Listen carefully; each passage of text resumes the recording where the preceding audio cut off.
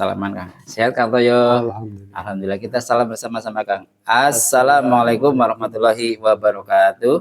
Alhamdulillah wa syukurillah rahayu kembali berjumpa dengan pasukan Goib Nusantara dari Banjarnegara Jawa Tengah Indonesia menyapa seluruh saudaraku semuanya, sahabat sedulur sekep yang sudah mendukung like, subscribe, dan juga komen dan terus mengikuti channel kami. Kita doakan dengan izin beliau, Romo Yai, semoga senantiasa dalam lindungan Allah Subhanahu wa taala, dijauhkan dari segala musibah, bala dan bencana, dimudahkan segala urusan dunia dan akhiratnya, diberikan anak-anak yang soleh dan soleh, keluarga yang sakinah, mawadah, rahmah, dilunasi semua utang-utangnya, dijauhkan dari riba dan diistiqomahkan dalam iman dan takwanya. Amin ya rabbal alamin. Sallallahu Muhammad.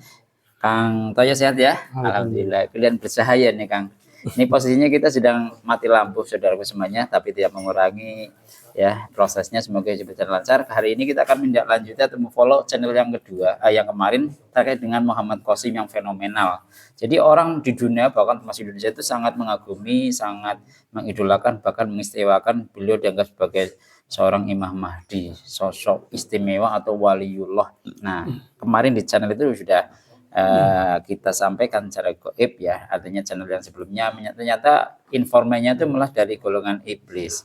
Nanti kita coba compare dari dari sudut jin yang muslim ya Kang Toy ya, semua diizinkan supaya ini bisa menjadi sebuah komparasi pembanding. Nanti datanya sama apa tidak, semoga dimudahkan dengan izin beliau. Rabbi nur bi alfi alfi sallallahu alaihi wasallam ilahi anta maksudi warituka maslubi dan sebelah insyaallah dibersihkan semuanya dengan dibersihkan dengan kaumnya panjenengan. Kang Toy juga dibentengi sendiri ya Mas ya. Terima kasih, langsung saja. Assalamualaikum malaikat yang ada di belakang. Assalamualaikum malaikat yang ada di tasbih khusus asma. Aktif semuanya. Dengan izin beliau sang yang nurcahaya. Ya Allah, mohon dihadirkan goib muslim, betul-betul goib yang muslim yang bisa menjelaskan tentang sosok Muhammad Qasim, orang yang kami maksud yang sangat fenomenal, yang sering bermimpi Rasulullah SAW, yang asli, yang diizinkan, goib yang sudah dimuslimkan dengan izin beliau sang yang percaya. Mohon keterikatan saya masuk ke dalam tubuh mediator. Penyusup otomatis meledak menjadi debu. Allah.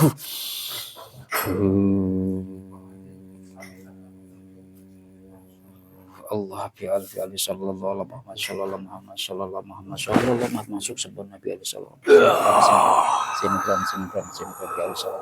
langsung beradaptasi dengan tubuh mediator sallallahu alaihi Muhammad, lahir batin semuanya dijaga, diamankan, kita hanya tersambung sempurna, bisa berbicara dengan bahasa Indonesia. Allah bi alfi sallallahu alaihi Muhammad, penyusup yang tidak kami undang hancur bi alfi sallallahu Muhammad hanya asli yang betul-betul dihadirkan oleh beliau sallallahu alaihi wasallam.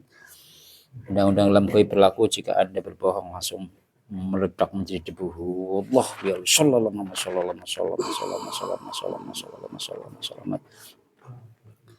Silakan memperkenalkan diri, pangapunten, golongan apa? Assalamualaikum warahmatullahi wabarakatuh. Waalaikumsalam warahmatullahi wabarakatuh. Alhamdulillah, panjenengan sudah muslim? Sudah. Alhamdulillah. Mohon izin memperkenalkan dari mana asalnya tadi dan siapa yang bawa ke sini. Ada sosok cahaya yang menarikku. Tertarik ke sini. Nggih. Tadi Anda posisinya di mana? Ada di Gunung Himalaya. Gunung Himalaya. Tahu di mana Gunung Himalaya itu? Di luar negeri ya. Paling tinggi itu ya, gunung yang paling tinggi ya. Anda penguasa di situ? Iya. Alhamdulillah. Kalau begitu, Anda siapa yang memuslimkan?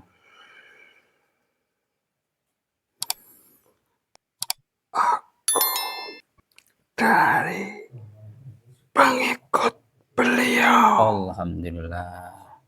Dari pengikut beliau. Apa beliau? Berarti Anda langsung dimuslimkan oleh beliau atau oleh? Yang dahulu. Ada yang menyebut sang yang Cahya Nur Cahya Ning Nirwana. Sang Hyang Nur Cahya. Ya, oke. Berarti Anda termasuk penguasa dulunya ya? Ya, Oke, terima kasih. di dataran Hindustan. Ya. Anda dulu sosok seperti apa dulunya sebelum masuk jadi pengikut beliau? Raja Jin. Raja Jin di tanah Hindustan gitu ya. Ya Allah, begitu ya. Alhamdulillah. Sudah berapa lama berarti Anda mengikuti beliau?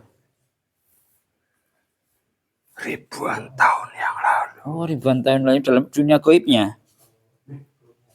Iya, sejak zaman yang orang menyebut Nabi Sis. Oh, sejak zaman Nabi Sis ya. Ya. Berarti dulu Anda tahu ya cerita tentang apa namanya kisah Kayangan itu? Ya. Apakah Anda termasuk anggota Kayangan juga, penduduk Kayangan? Ya, saya jajaran para penduduk langit yang menjadi raja di bawah Sang Yang Nur Cahya. Nah, kalau dari zaman Nabi Sis itu ya ada Nabi Sis, Nabi Anwar itu ya, itu kan dekat. Terus hubungannya dengan beliau saat ini ya, Sang Yang Nur Cahya Nirwana, bisa dijelaskan? Itu pada zaman dahulu. Jin dari golongan manusia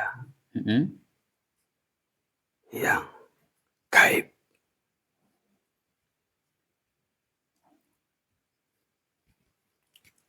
Ada dua. Keturunan Nabi Sis. Iya. Satu gaib, satu nyata. Iya, betul. Terus? Aku mengikuti yang gaib. Ya. Jadi keturunan Nabi Sis itu ada yang secara gaib dan secara nyata ya. Apa karena dulu beliau punya istri yang dari golongan gaib juga itu ya? Betul itu. Sallallahu Muhammad sallallahu. Ada yang mengganggu dengan jumlah yang mengganggu. Sallallahu Muhammad sallallahu. Dengan jumlah yang mengganggu di sini katanya. Allah sallallahu sallallahu. Kenapa Mbah?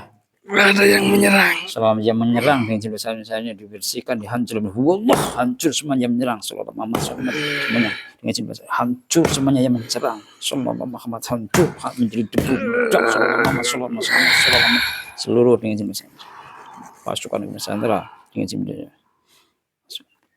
yang mengganggu langsung diikat di rantai semuanya, terbenteng itu bisa tembus yang menembus meledak secara bi alfa sallallahu Muhammad sallallahu dibersihkan semuanya. Wallah selamat dibersihkan dari penyusup-penyusup sallallahu Muhammad sallallahu. Kami tolong dibenting atau sudah biar saya fokus saja. Alhamdulillah. Gimana Mbah? Sudah bersih dari pengganggu, penyusup dan penyerang? Sudah mendingan. Ya, silakan sudah tolong dibantu dibenting ya, biar saya fokus. Oke, aman. Kita lanjutkan. Jadi kita lanjutkan Mbah. Kita akan tidak membahas ke situ ya, dah itu masa lalu lah. Kita ke depan. Ini gini Mbah. Saya harus panggil apa dengan panjenengan? Sang Hyang Antaboga. Oh, ini pernah dikaji Sang Hyang Antaboga. Dulu ada seorang ya kiai yang punya channel terkenal, punya santri banyak, pernah berusaha memanggil Sang Hyang Antaboga. Ya, tapi saya nggak akan bahas itu ya. Kalau Sang Antaboga itu sebenarnya sosok seperti apa dan berperan seperti apa? Ini kayak sosok pewayangan maksudnya di Indonesia itu.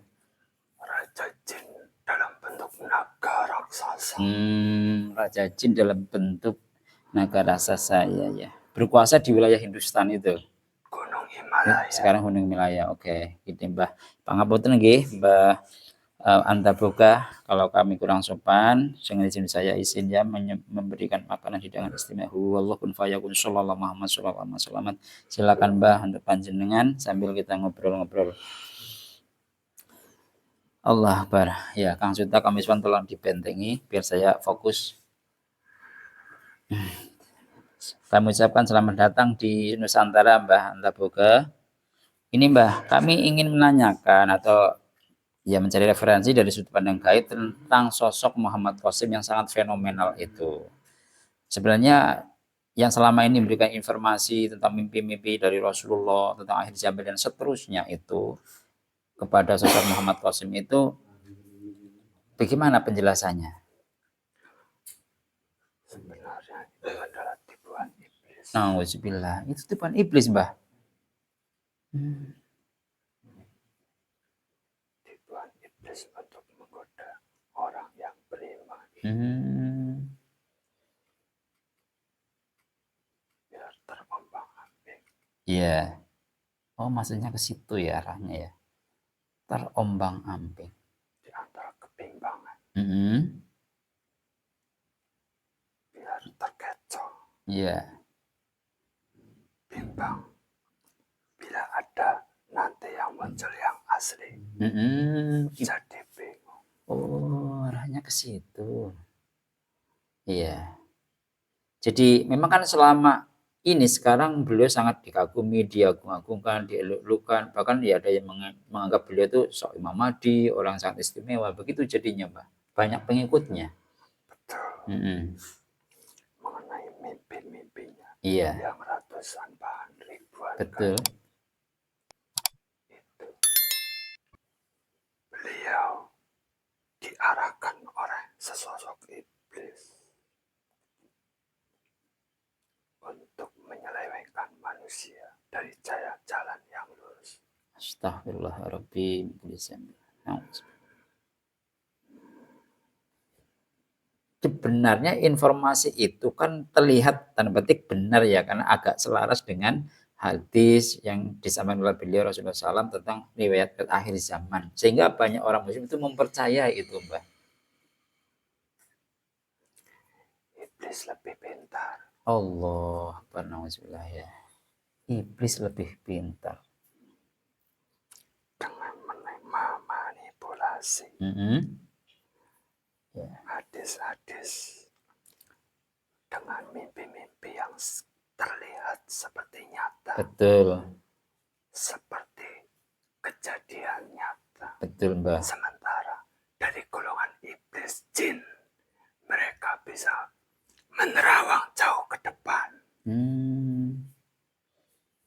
Ya. Betul, Mbak. Jadi kemarin kan kita diizinkan ya yang dihadirkan menarik tentang siapa sih yang memberikan informasi pada Muhammad Qasim, ternyata memang dihadirkan sosok iblis. Itu berarti benar, Mbak? Betul. Apa panjenengan tahu sosok itu? Siapanya? Iblis itu maksudnya yang kemarin dihadirkan. Ya. Iblis bertanduk 1000. Allah, nauzubillah. Iblis bertanduk 1000. Berarti kemarin yang disampaikan oleh iblis itu benar ya, kalau yang menjadi informan selama ini justru dari golongan iblis ya. Allah, ini kan menjadi hal yang sangat bertolak belakang dengan kenyataan di alam dunia bahwa beliau itu, bahkan saya melihat itu banyak orang Indonesia yang jadi santri atau jamaahnya ya, pengikutnya beliau lah gitu, sangat mengaguminya itu. Nah sebenarnya berarti dengan cara memberikan informasi yang seakan-akan berasal dari Allah lewat Rasulullah dengan mimpinya itu, justru tujuan utamanya itu untuk menyesatkan. Ya. Untuk mengaburkan. Untuk mengaburkan. Apabila nanti akan turun yang asli, jadi terbelah. Iya, betul. Terpecah. Wah, luar biasa strateginya. Jadi orang akan bimbang dan bingung ya, Mbah ya. Betul. Itu ternyata ya. Dan itu strategi yang sangat jitu ya, ketika orang Islam itu justru diberikan informasi yang kelihatannya religius, kelihatannya sudah sesuai dengan tuntunan Rasulullah dan seterusnya, malah sangat lebih efektif artinya ketika orang umat Islam dicekoki dengan hal seperti itu. Betul. Salah satu strategi dari iblis untuk menyambut sang dajjal. Oh, gitu ya. Memecah-mecah umat muslim. Iya betul ya. Jadi nanti ada yang ikut dengan yang palsu ya, bahkan lebih banyak yang palsu mungkin ya Mbah ya, karena ketidaktahuan informasi itu, bahkan yang asli malah Banyak yang terperosok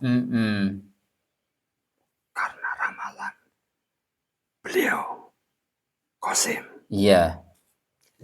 Banyak yang benar. Betul. Jadi seperti Sementara itu ada istidrat, istidrat. kelebihan yang diberikan oleh iblis. Astagfirullahaladzim. Jadi sebuah strategi yang sangat luar biasa di akhir zaman oleh kalangan dajjal iblis ya. Ini kan sudah nyata ya, Mbah. Dia manusianya itu banyak sekali yang memang sudah mempercayai, meyakini sosok beliau itu seorang yang luar biasa, bahkan menganggap beliau Imam Mahdi, walaupun Qasim itu juga tidak mau katanya tuh, saya lihat di channelnya itu.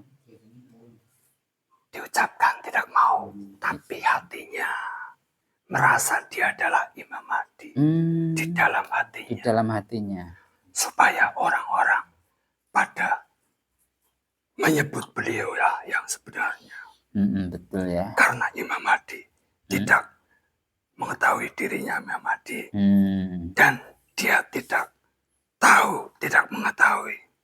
Seolah-olah padahal di dalam hatinya beliau mengharapkan untuk orang-orang mengakui dirinya sebagai sosok Imam Mahdi itu. Allah Akbar, iya ya. Jadi strategi yang juga halus sekali tapi luar biasa memang efeknya. Termasuk di Nusantara ini bahkan juga banyak sekali yang menggemari beliau, mengagumi beliau. Banyak pengikutnya. Iya. Banyak. Betul. Apalagi sekarang sudah terjadi yang dia impikan. Betul. Itu negeri di sana ada yang perang. Betul. Sesuai dengan yang dimimpikan oleh dia. Iya. Maka banyak yang terpedaya. Ikut sedikit demi sedikit. Seolah-olah dia benar. Padahal itu adalah trik. Astagfirullah.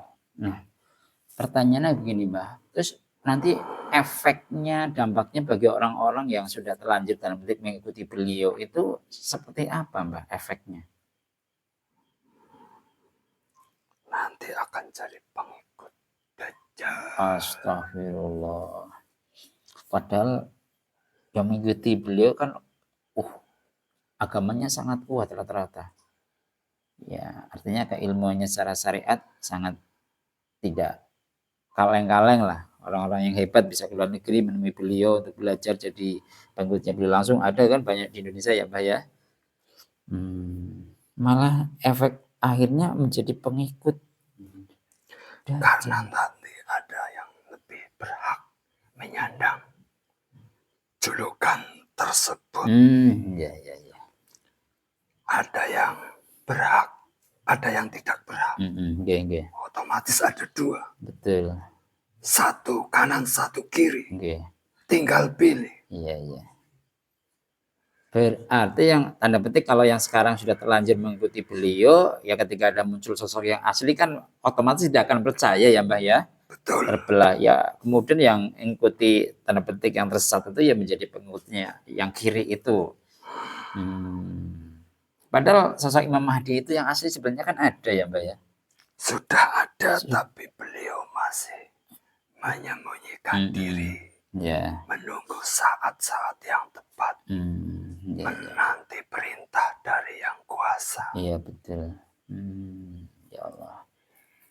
Sebenarnya mungkin dibocor sedikit, Mbah. Sebenarnya salah satu ciri saja salah satu ciri kemunculannya beliau itu yang terjadi di dunia itu apa, Mbah? Salah satu cirinya saja kehadiran beliau nanti. Yang diizinkan saja. Terjadi kekacauan di seluruh dunia. Allah, ya, ya. Seluruh dunia Ya. kacau. Kalau seluruh dunia berarti hampir seluruh dunia. Kalau sekarang kan masih beberapa ya, belum semuanya ya, Mbah ya. Jadi Masih menuju. Oh, nggih. menuju saat-saat. Nggih. Oh nggih, pangapunten Mbah Hantak. Monggo panjenengan sambil ngunjuk nggih, Mbah. Mohon pangapunten kalau saya banyak bertanya. Sambil saya mengevaluasi sedikit. Jadi ternyata seperti itu ya. Informasi-informasi yang seakan-akan itu memang benar. Kemudian tetapi punya tujuan dan visi misi justru untuk menyesatkan dan menipu umat Islam khususnya. Nah terakhir Mbah, kira-kira pesan bagi kami sebagai umat Islam, bagi kami yang ada di sini atau yang menjadi jamaah beliau juga sudah, apa Mbah pesan bagi kami Mbah? Monggo. Ikutilah jalan yang lurus. Nggih. Jangan ke kanan, jangan ke kiri. Nggih. Ikutilah gurumu. Nggih.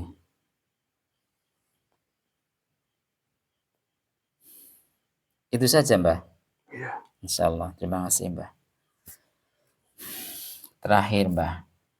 Sekarang kalau di dalam goibnya itu apakah sudah hiruk pikuk seperti yang terjadi di dunia ini, sedang perang India Pakistan, Israel dan Ukraina, atau bahkan lebih dahsyat kalau dalam dunia goibnya? Lebih dahsyat lagi. Allah. Saling berebut pengaruh, berebut pengikut, saling jegal, saling bantai, saling tarik menarik, dukungan. Jadi dalam goib juga ada pertempuran yang tujuannya menarik pengikut atau pasukan sebanyak-banyaknya. Tentunya. Saling berebut pengaruh juga terjadi dalam goib ya. Tarik menarik dukungan. Ya. Antara pasukan cahaya dengan Dajjal itu. Betul. Oke. Luar biasa ya. Bahkan lebih ramai di dalam goib ya Mbah ya. Betul. Cuma manusia pada tidak tahu. Oke. Ya oke. Terima kasih Mbah Anta Boga nggih atas kehadirannya dan informasinya. Pangapunten jika kami kurang sopan. Jika sudah tidak ada pesan, panjenengan boleh pamit.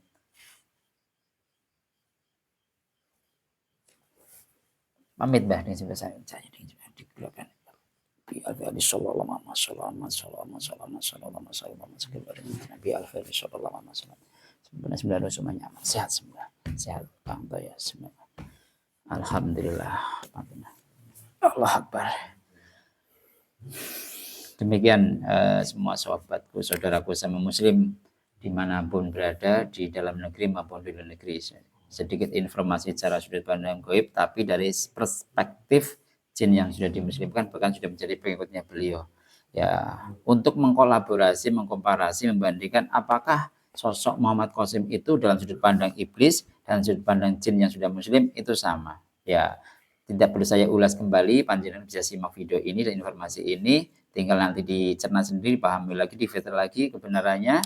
Tetapi kembali kami sampaikan selalu bahwa kebenaran itu hak mutlak hanya milik Allah, sumber kebenarannya, dan kita tentu hanya bisa berusaha mengambil hikmah, menggunakan akal pikiran dan sumber keilmuan yang jelas, dan bisa diambil poin-poin antara info itu dengan realita kehidupan nyatanya seperti apa, sehingga nanti bisa mengambil kesimpulannya sendiri. Kami dari pasukan Nusantara, saya Kang Toyo, mohon maaf lahir batin jika banyak kesalahan. Kita pamit ya Kang Toyo.